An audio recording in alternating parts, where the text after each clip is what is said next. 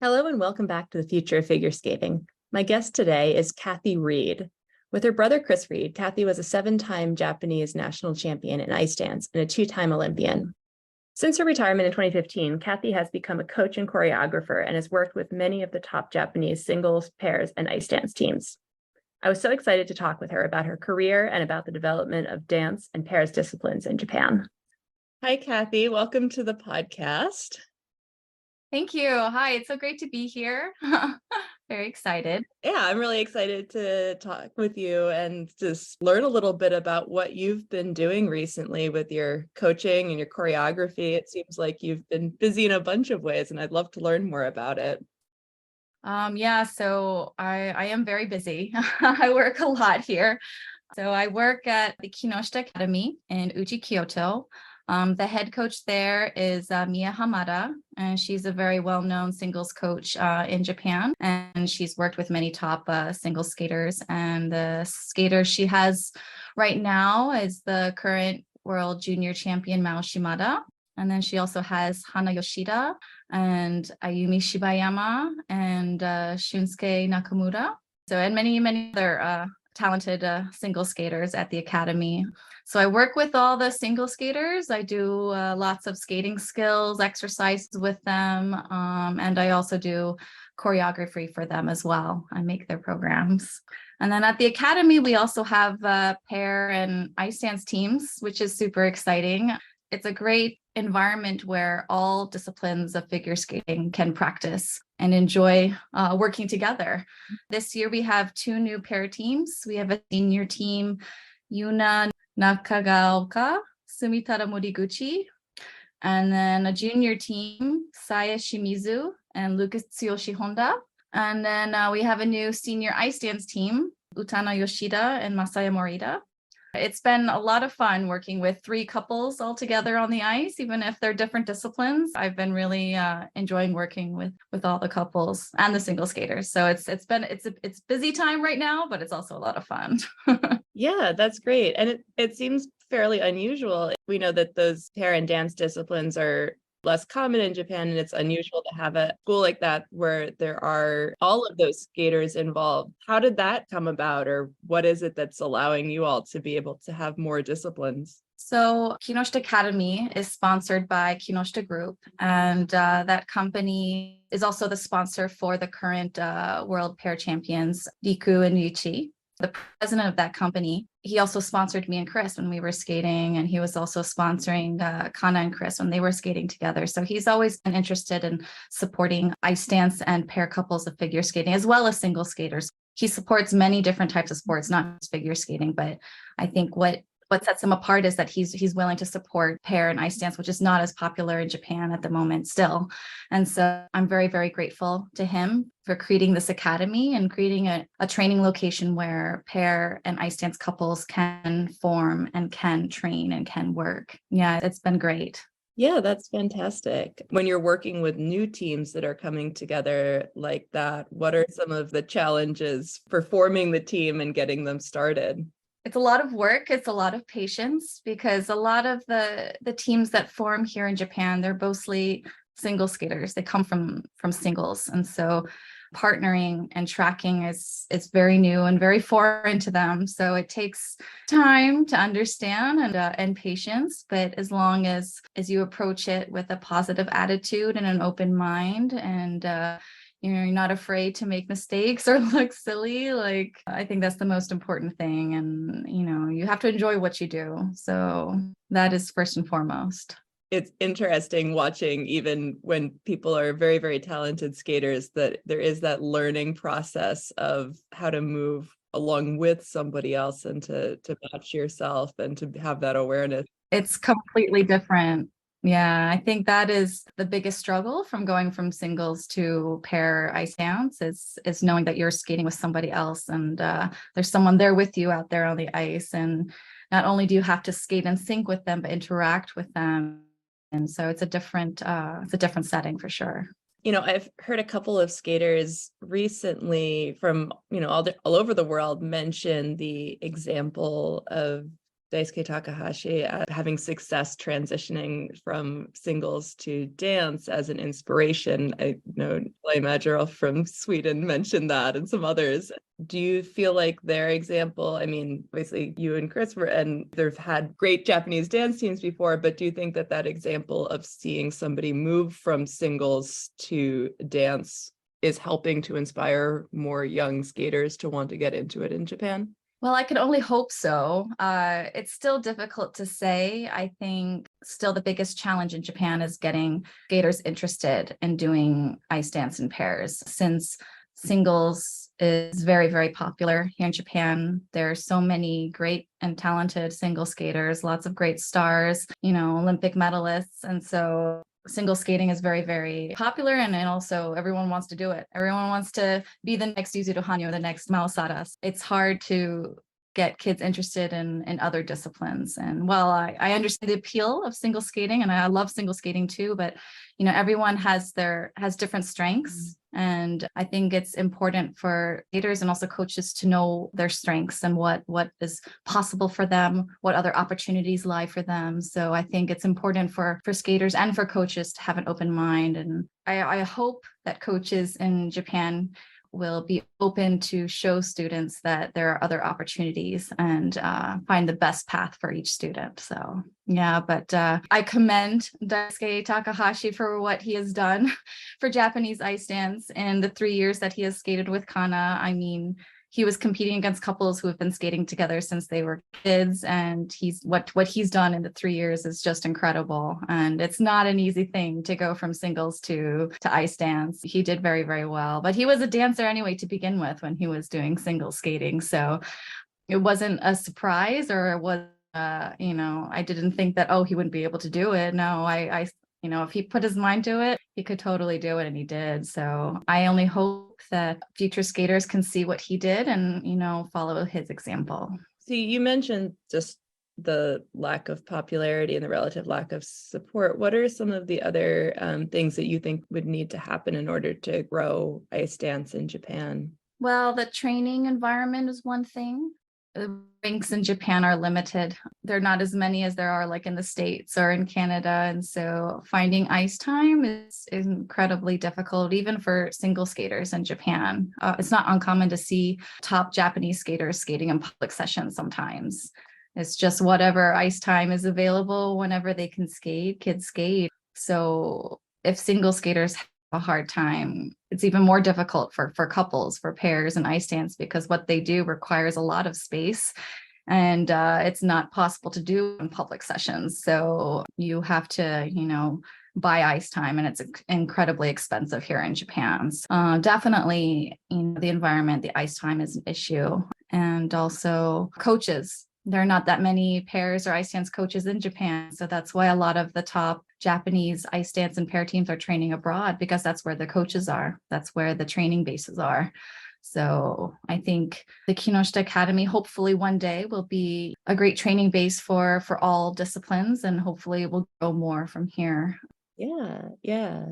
And I was impressed, and I think this has been going on for a long time with Kinoshita, that they've been bringing in international coaches and choreographers for sessions as well. I know that Stefan Lambiel was there for a while earlier this year. And yes, Stefan Lambiel. Gislan was also here. yeah, and Caitlin Weaver just came to do some. Caitlin Weaver was here. Yeah. So it's so great to not only work with those talented coaches and choreographers, but to see them, and for the kids to see them with their own eyes, what they do every day. Like it's eye-opening, and it's such a great opportunity. So we're very, very grateful for that. Yeah, it's really nice to see that kind of international collaboration for the skaters as well. I heard from a couple of the European skaters that went along to skate in Japan how impressed they were with the training and intensity of work in Japan, and were very inspired by that. Oh, that's so great to hear. Seeing all those skaters from Switzerland and from other countries come and work with the Japanese skaters. Like, even if there was a language barrier, everyone was, good friends, and they enjoyed skating with one another and training with one another. So to see that is just wonderful. I think it's always important in figure skating to have connections with other coaches, other training places, other skaters, and because it's a community, and that having those connections only helps you grow. I was actually really also surprised to hear that there aren't as many rinks in Japan with how popular skating is there, but I suppose it also takes a certain amount of decades of catching up in order to be able to build that infrastructure. Space and money is an issue, and it's just very expensive, and it's a challenge. So I think that's also why most, if not all, of those Japanese skaters are such hard workers, because they don't have plentiful time of skating, of training. So what time they do have, they train so hard. And so the work ethic here is extraordinary. So working with these athletes, I'm just always so surprised at how much they soak up and learn and work. Yeah, it's great to see. Yeah, that is really impressive. With that strength of so many of the single skaters as well and building their skating skills, it's great to see that you work with them. Do you think it's more common that there is a focus on skating skills at a young age? I guess I'm thinking about how when I look at, for example, most of the Japanese skaters coming up through juniors are really quite advanced compared to many of the skaters from other countries when it comes to skating skills and expression and some of those qualities. Well, I don't know how it is at other clubs or other coaching schools, but Mia Hamada, she stresses a lot on skating skills and basics. The foundations of skating are extremely important no matter what discipline you do. And I totally agree with that 100%. So every day, all disciplines start off with some skating exercises, like every single day, something new, something different, something maybe repetitive, but it enforces these basics. And it's important to do it throughout your career, not just when you're starting out, even when you're up in the ranks and seniors. Like, I come from experience, like we did basics every single day. So that shouldn't change. And stressing that will only help and improve your skating and make you stronger. Yeah. I'm always, as a coach too, I'm always trying to learn and trying to try new things and test my skaters, challenge them, create different step combinations or stuff with music, and sometimes stuff that are fun, sometimes stuff that are more demanding, or sometimes stuff that makes them think. Like, it's important to always challenge your students and to challenge them to learn in different ways. So yeah, it's a lot of fun. It's a lot of work, but a lot of fun. Yeah, absolutely. It's something that I know for myself as a skater, I've appreciated more and more as I get older, spending time on those basics and going back to it and wanting to be creative with that part of it. And I think it just continues to reward you the more that you go into it. For sure. Thinking about the development of dance in Japan, I was thinking back to the program that you and Chris did back in 2010, showing Japanese folk dance. And it's a great program, and curious sort of what that process was like for you, trying to make the translation of that into an ice dance form, and just in general, how you see the ability to bring Japanese cultural themes or dance or music in all different forms of it into the skating world. So that program is probably one of my favorite programs that I ever did with Chris. It sticks out. And we also performed that at the Olympics too. So it's just incredibly special. So traditional Japanese folk dance is usually not with a male and female dancer dancing together. So we kind of just made it up. But we did study Japanese folk dance, and we took lessons while we were in New York City with some Japanese folk dancing instructors. And we worked how to use the fan, the sensu. And then we also worked on the positions of the subtle positions of the hands, the head, how you walk, how you step, how you look at things. And it's just very, very subtle movements, but it's very, very unique. And to kind of combine all those things, as well as wearing the traditional kimono as well, It just created something unique and special and something that meant a lot to us. And my costume was actually a kimono that I wore at a banquet for NHK the previous year. I fell in love with that color. I thought it was bright and vibrant. So I asked my mother to buy it for me. So she bought it for me and she chopped the bottom of it off. She was like saying sorry. She was running the scissors through it. Since it's, it's not cheap. It's silk and it's very expensive. Yeah, she made that costume for me, and she made me an obi, the band that were across my waist. And Chris's costume had a seal, a crest, a white kind of a symbol on his black robe, and that was a family crest symbol of my mother's side of the family. So it was still very, very special for him and to wear that in competition. So yeah, it was a special program. It meant a lot to us. And at that time too, we were allowed to use props on the ice. I think that was the last season for that too. It was a risk for both of us, not just one, but both of us to be holding fans out on the ice and not drop them. There were times where I would hold his as well as, holding mine, and we'd open and close them and do dance work with them. So it was challenging. It was a busy program, but I had so much fun performing it. One of my favorites. That was a wonderful program, and I love seeing something different being brought to the dance world, where so much of skating in general that comes out of sort of a ballet or a ballroom dance that's in a very, very Western tradition. And it's really interesting to be able to see how other art forms can be brought into it in ways that are deeply connected and not just, superficially putting on the costume or the music. I think that's like the goal right now, is to bring something new to the table, to inspire, to show a different side of figure skating, to attract viewers, to do something different, do something out of the box, capture people's attention, do something captivating. Like that is how you should approach to figure skating, I think. Always go for something new and different. And it's more exciting and it's more enjoyable. And I'm all for that. All for that.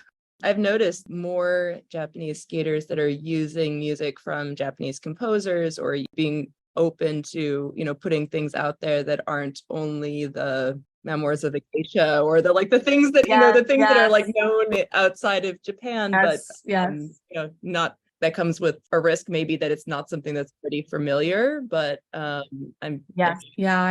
understand. Like I love classical programs and I have nothing against it, but I'm always going to try to push for something different, or try to search for something different, or listen to different types of genres of music and styles, and bring something new to the table, or suggest something to the skater or coach. And while they may turn it down, or they may not like it, or then I just try something different. I'm always trying to kind of seed things in and see if they could be open to it or not.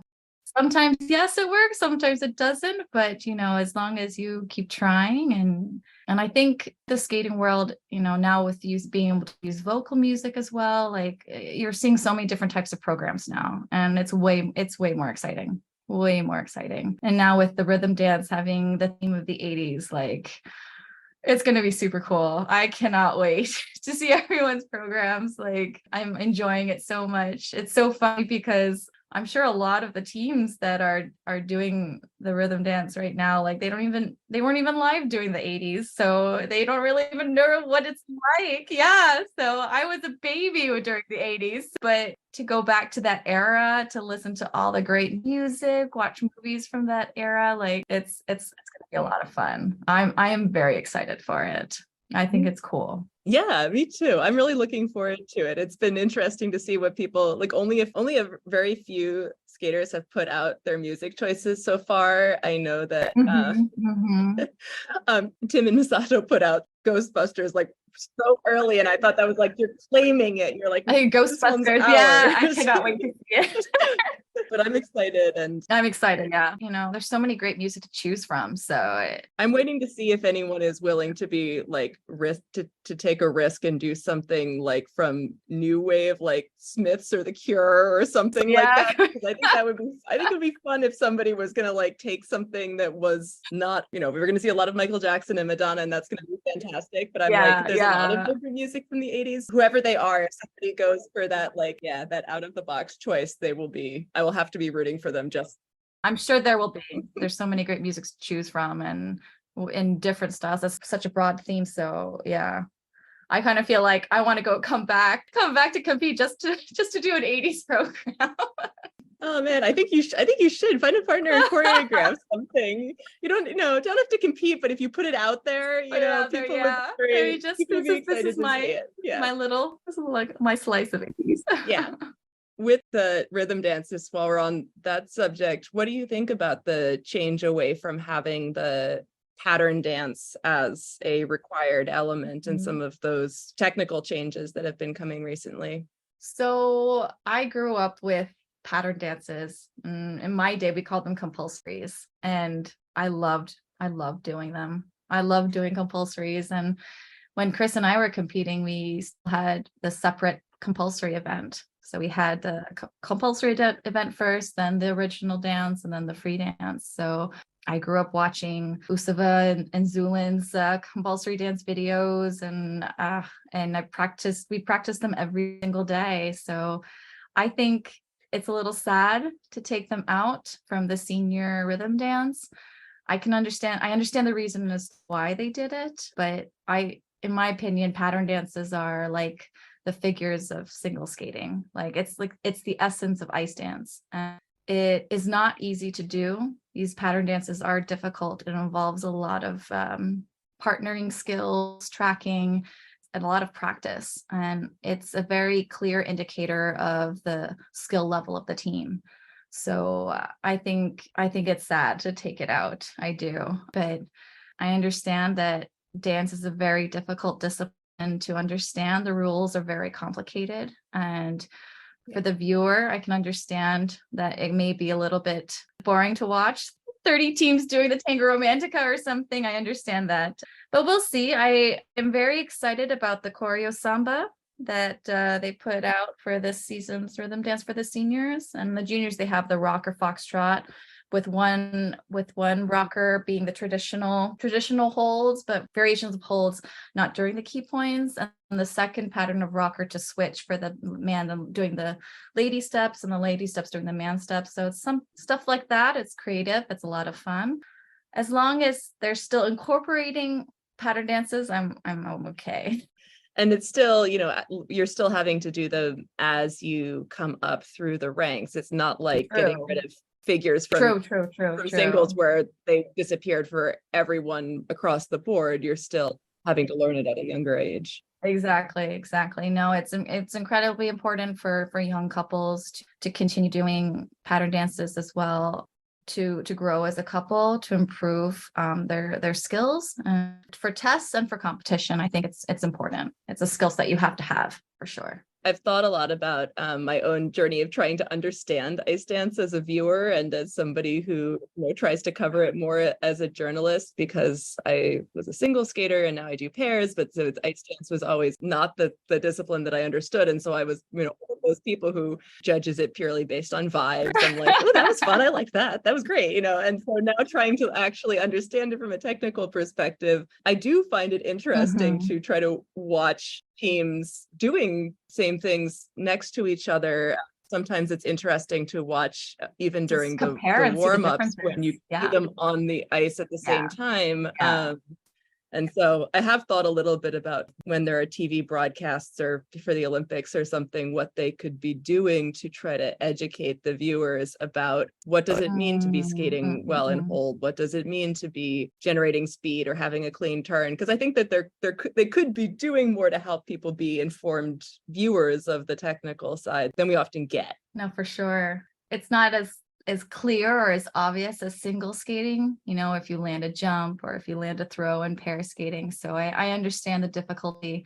there are a lot more rules involved in ice dance, and it can be subjective at times. A lot of couples these days, they skate so well. They skate, technically like perfect most of the time. So what differentiates? How do you differentiate, this couple versus this couple? Why is this couple higher than this couple? They both look great. Like, it's very, very difficult, but it comes down to the little things, the little details. And so knowing those rules, it's necessary. In any way, I think ISU can provide some sort of way to educate the fans or the viewers. I think is only going to help watch the sport better.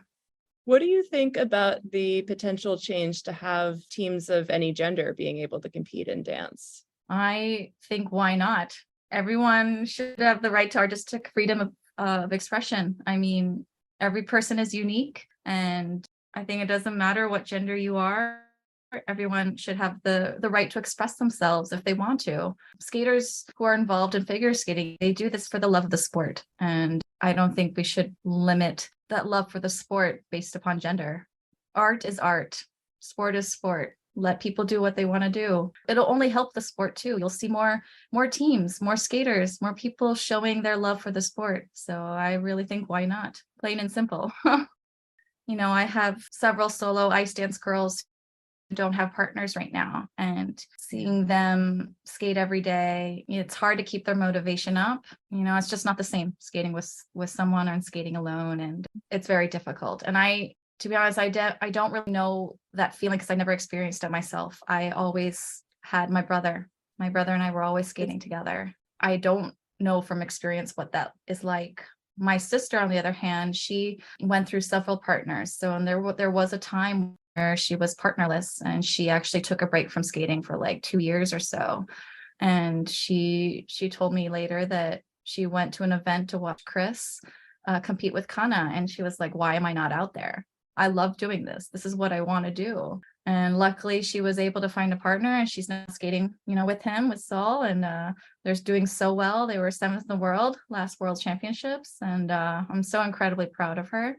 There are so many talented ice dancers out there, but they're not given the chance because they just don't have a partner, and it's not their fault or anything. It's just the way the rules are right now, and I think having teams of any gender is a great opportunity to see more great skating. Yeah, I'm really hoping that we'll see some more teams in Canada where it's on the table. I cannot wait. I think it really opens the door and will only help the sport broaden and be more interesting for people to watch as well as do. So I'm really excited to see it. I really am. When I was thinking about how rules around gender impact teams and thinking about your career with Chris, you also had the experience, I believe, of having to go directly from novice to senior because you were too old to be in junior at the time. And the rules there, the man is allowed to stay junior until 21, but woman only until 18. You can't know how things would have been different if the rules were different, but thinking about you were at a couple that had that rule impact your career. Do you think that should be even for any team? Yeah, I don't understand the reason as to why girls, their age limit is lower than men's. I don't see the reasoning behind that. I think that it's fair to have the same age, just set at the same age. If it's 19, it's 19 for both men and women. If it's 21, it's 21. When Chris and I won US Novice Nationals, I was 18, he was 16. We were late bloomers, but from there, we went from winning novice nationals to working on the Golden Waltz, which is probably one of the most difficult pattern dances in ice dance. I just remember how difficult it was, and I was like, wow, I hope we can get through this. It was a lot of work that season to go from novice to senior. No matter, I think, what the rules are, skaters will do whatever they can because they love the sport. We worked hard and we did it, but looking back, do I wish if I had the opportunity, would I skate junior? Of course I would. In a heartbeat, I would. That junior stage into seniors is extremely important. And it's important, not just for your skill level, but also for the health of your body as well. Because, kids, they grow in different stages in different ways, and everyone's different. But we also have to protect skaters at a certain age, at a certain level, what's good for them. And so I think it'd be fair if it's the same age. Yeah, we'll see. I mean, we had a coaches meeting after Junior Worlds, and that discussion did pop up. So a lot of people were for the same age. So we'll see what the ISU will do with that. It's an interesting question with all of those age restrictions, because it's one thing when it's looking at single skaters and wanting to set what the appropriate age transition is from junior to senior. And then we end up seeing quite a few pair and dance teams with big age gaps, and whether you think that's an issue or not, then it's certainly a reality. Yeah. But then how do they fit in? Because you don't want to push people into senior too quickly, but then it also gets very strange having people in their 20s like in the same competition with 13-year-olds. So there's a balance there that's complicated. Exactly. It's very complicated. It's a sensitive topic. But I think also every discipline is different, and the peak age in every discipline is also different. So that also has to be taken into consideration. It's also important for the skaters that they are healthy and that they advance to the next level in a healthy way and at the right time for them. It's all individual, and it's also the responsibility of the coach. So I just hope that, people are educated in that and make the right decisions. Yeah, it's difficult, the difficult topic. Yeah, I think that's something we often run into is it's easy to make a rule in theory, and then you see that rule impacting actual teams in existence, and then how that it then changes how you think about it. And certainly, I think, again, this came up with pairs quite a bit this year in the junior level, and I think that was not on people's minds when the conversation about raising the age limit was coming up. It was a big discussion. I remember I was there at that meeting. So yeah, it was a big discussion. It's complicated. For dance, I just think the same age would make more sense. If not, then yeah, I guess it is what it is. Do you have advice for other brother, sister, sibling teams about how to be successful? There's some particular challenges and maybe some advantages as well that could come from being in that kind of a partnership. Yeah, I had a wonderful career with my brother, Chris. It was a very, very special career. I mean, not many people can say that they had a long career with their sibling, and they went to the Olympics with their sibling, or several world championships. Like, it was an incredible experience, an incredible journey, and it's not something that you see every day, or you get to experience quite often. It's a wonderful thing. It's a special thing to be able to share something like that with your sibling, with your family. It's not without its challenges, though. I mean, there were days where we fought, or we were at odds, or we butted heads. And, being siblings, how to take each other off very easily. It's not hard to do. So yeah, Chris and I had our fair share of fights and our ups and downs, days which we did not want to see each other. But I wouldn't take anything back. I had such a great time with him. All my memories, whether, there were fights or not, like, they're all grown wonderful memories with my brother. I think one of the most challenging parts, though, was that even if you are brother and sister on the ice, you don't see each other as brother and sister. You see each other as partners, but everyone else knows when they're watching you that you're brother and sister. So the music choice, the program choice was difficult. We couldn't go down the path of like a Romeo and Juliet program or something like that, where a lot of other couples could easily do. So finding the right music that suits us, but also conveys the story that we want to tell, as, with people knowing the fact that we're brother and sister, was a challenge, but was also very interesting and fun to think about. I think if you have the opportunity to skate with your sibling, why not? Have fun, be patient, be kind, be nice to each other, but also you won't, I don't think you will regret it. Like, you will, it's a special thing to share that kind of a journey with your sibling. I have two siblings, I have a brother and sister, and, we all got to experience our first Olympics all together. So it was a family experience, our first Olympics, and that was just incredible. We never thought going into the sport that we would go to the Olympics. Like, that never entered my mind at all. We just enjoyed skating.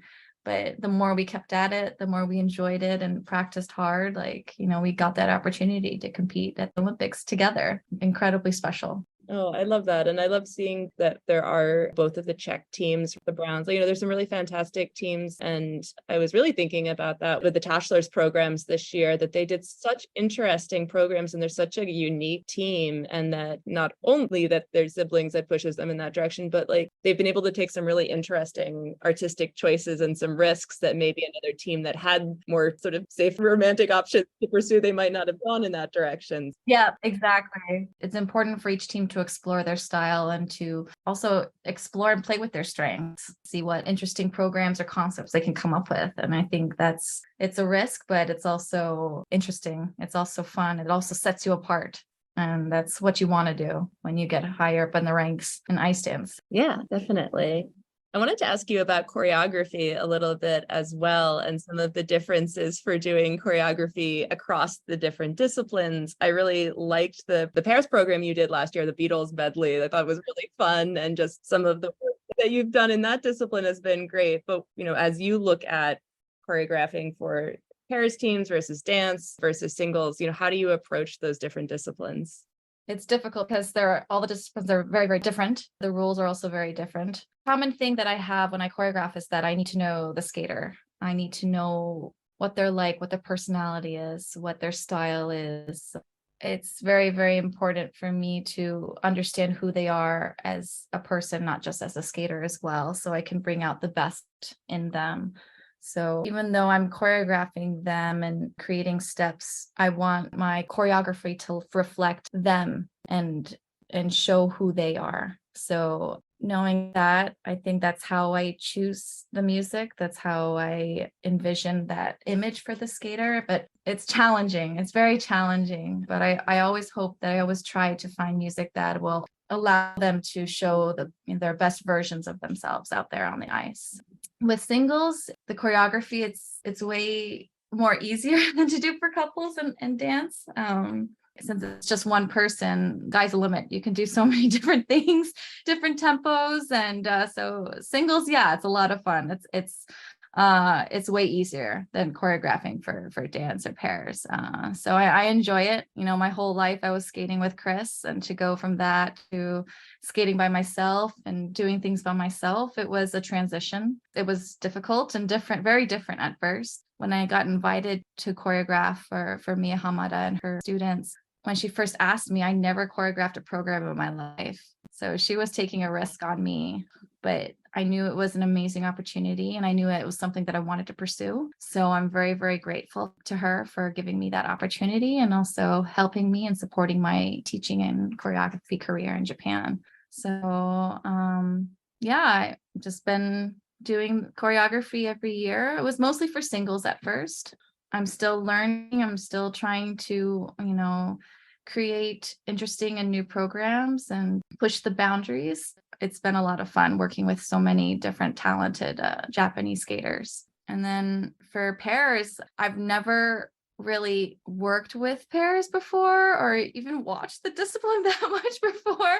But now that we have pair couples at the academy, Mia Hamada asked me to choreograph for them. And I was like, okay, I have to study up on the rules. So now, yeah, I'm studying a lot about pairs and watching a lot of videos about pairs, and it's not all that different from ice dance by skating wise, So the pair couples and the dance couple that we have at the academy, they train together. We do exercises all together. There's nothing different with that. But as far as choreography goes, yeah, pair programs are way easier to choreograph than dance. You can do anything you want. You can be separate, you can be together, you can separate for, as long as you want, or you can be together as long as you want. And, you can do lifts and hold them for several seconds. You don't have to worry about the time limit really or anything. So there's a lot more freedom. So actually, I choreographed both the short and free for the two new pair couples at the academy for this season, and I had so much fun doing it. It was a lot of fun. So I really hope that everyone enjoys their new programs. I found really cool music. So yeah, it's going to be a lot of fun, I think, to see how they do this season. For dance, it's complicated. You have to know the rules, and the rules change every year. So you got to keep studying them every single season. I was lucky enough to work with Caitlin when she was here. And so she was able to help me choreograph Utana and Masaya's rhythm dance. And I'm very, very excited. I love the program that we made together. And yeah, I'm very excited to see that being performed this season. I'm so looking forward to seeing all of these programs. That sounds so exciting. And I mean, what a gift it is also for those pair teams to be able to train together with dance teams. I think that is, it's really one of the things that sets apart the best pair teams are the ones Let's skate like an ice dance team. Yeah, I think it's very important. Yes, you do jumps, you do elements, and you have to be solid on those. But those transitions between the elements, it's to make those seamless and effortless with expression, with connection with each other and to the music. To do that, if you look like an ice dance team, like that's just a plus, and that gets you up there. So, and with single skaters in Japan being so talented with their jumps and their skating skills, like the transition into pairs is actually really not all that difficult. Now you have to, yeah, learn the pair elements, and that will take time, but it's possible. And there's talent here. So it's definitely exciting to see where this will go. Yeah, I'm really excited about that. I mean, I think that given that there are so many incredibly talented skaters that we often don't get to see as much on the international level, just Yeah. because the pool of talent is so large. I do hope that eventually that will help to motivate Yes, more skaters more to want to skaters go into the other go to disciplines. pairs, yeah, or ice dance, yeah. The talent pool here is just insane. Tons of novice skaters who are, doing triples already. Like it's just incredible, the talent here. Spots are limited to compete internationally in singles, so it's very, very difficult. It's so the nationals here in Japan, it's like a very, very high level competition and a very exciting one to watch because there's just, there's such great talent, so many great skaters. And so I really do hope that, more interest will be into pairs and ice dance because the talent here in Japan, they're totally capable of having great couples. But I just think things take time. You got to take things step by step with whatever you do. Yeah, and it takes time, and it takes building that culture that values those disciplines and that celebrates them Yeah. as well. And it's, one of the things Yeah. that I found very interesting in talking to many, in particular, many new pairs skaters is that, maybe it was an injury or something that wasn't going right in their singles career that forced them into trying pairs. And, I talked to so many people who were like, people kept telling me I should do pairs and I resisted it for years and years and years. And then when they try it, discover like how much they actually enjoy it and how much they like it. And so the idea that having more opportunities for people to just try out different disciplines earlier in the career. Exactly. Being open to try is seriously what is the key, I myself started out doing singles. I did not want to do ice dance. I thought it was so boring. I had zero interest in ice dance. My mom was actually doing it. She suggested to me.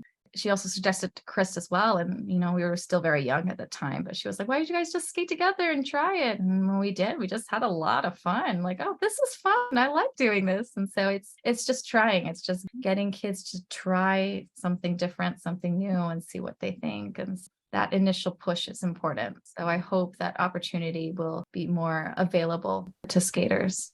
I want to ask you, maybe a hard question because I don't expect that you have an answer to it, but if you have an opinion, why do you think that skating is so popular overall in Japan? And are there any lessons about that we can take growing the popularity more worldwide? Of course, there were so many past stars from Japan, like Midori Ito, but I think when figure skating started being really popular was from when Shizuka Arakawa won the Olympics. I think it was in 2006 in Torino. Yeah, that was like a turning point. Like from there, it just skyrocketed, and it's having a star. I think that's what it really is. And since Shizuka, there's been Mao Osada, there's been Daisuke Takahashi, and Yuzuru Hanyu and Shoma Uno, and having those stars, those faces that people can recognize and cheer and be fans of, I think is what really, really made skating so popular here in Japan. And it still is. And now, even if there are so many great stars, there's so many other great figure skaters to be fans of, to choose from. So it's not just those specific stars in general, but there's so many great talented skaters, and the fans just fell in love, not just with the sport, but with the skaters themselves. And I think skaters from all countries realize that whenever they come to Japan, how special it is to perform in front of the Japanese people. The fans here, they're so supportive, they're so respectful, they cheer for every country's athletes, and to see that, it's just so wonderful. I think it's a very, very special thing to see in a sport.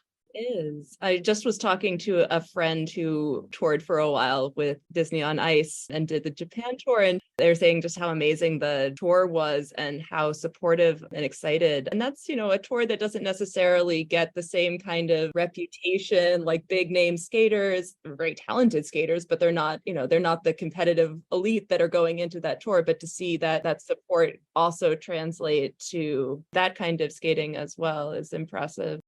Yeah, the theme of the podcast is around how do we make skating healthier and more inclusive? And those are very broad categories. But I'm curious if you have thoughts about how we do that, how we can make this sport a better place for the athletes. I think the most important thing, because we wouldn't have this sport if it, without the athletes. The athletes are this sport. I think the most important thing for athletes is a positive environment. Positive place where they can work and train and improve as an athlete, but also they spend many hours of their lives training this sport. So it has to not only be a positive environment for them to train as an athlete, but for as a person to enjoy it. They're spending most of their childhood, their lives at the ice rink training. They do it. They want to do it because they love doing it. They love the sport. So having an environment where it's healthy, where it's positive, where you can go and feel safe and feel open to talk about your feelings or your insecurities or anything really. I worked with many different coaches when I was competing with Chris, and I think I've taken all my experiences from all those coaches, and it's made me the coach that I am today and that I want to be. And everything that I experienced that maybe that I didn't like or that wasn't good or that was dangerous to my health or my mental health, I've taken all those experiences with me to help provide a better environment for my students. So it's only helped me, but I just hope that other coaches around the world too, that they think the same way and that they're providing a healthy, positive environment for their students. Because I think it's the most important thing, having a safe place where athletes can train and enjoy their lives, enjoy their sport that they love doing. That balance of how to, even in an incredibly competitive environment, even with all of the, as you were talking about, limited training time and that, desire to work very, very hard and to get those limited spots, there still has to be room for individuality and for people's own individual experiences, and Yeah. must create some pressures that you have to work against in those spaces too. For sure. This sport, there's so much pressure and stress when it comes to this sport. It's not only a physical sport, it's a mental sport. And, you have 4 minutes to do the best you can. You train all year for those 4 minutes to get that spot or to win that medal. It's a lot of stress and it's a lot of mental preparation. But having a positive environment, having the right people around you to support you and in a healthy way is extremely important. You need to have that support system. I'm so glad that you can be there and take your experiences into providing that for others. It's great that we've been able to keep you in the sport in these ways. I'm very grateful for the opportunity to still be a part of the sport, to give back to Japanese ice dance and to teach the future generations of skaters for Japan. Like it's like another dream come true for me. Yeah, I'm very, very grateful.